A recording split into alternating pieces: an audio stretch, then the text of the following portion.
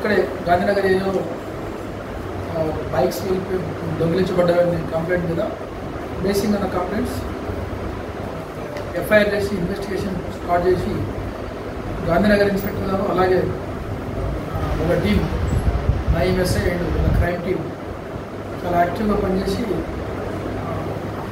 Hard work చేసి అందులో నేరస్తుని పాత్లావత్ గోపాల్ నాయక్ అని native of actual Mahbub Nagar but ఇక్కడే కన్స్ట్రక్షన్ ఫీల్డ్లో లేబర్గా పనిచేస్తున్నాం.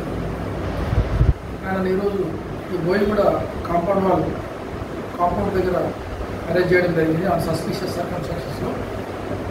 పిఎస్ తెచ్చి వెరిఫై చేసి ఇంట్రాగేషన్ చేస్తే టోటల్ 4 బైక్స్ థెఫ్ట్ చేసేయడానికి కన్ఫ్యూజ్ చేశాడు. 4 బైక్స్ కూడా రికవరీ అయినాయి.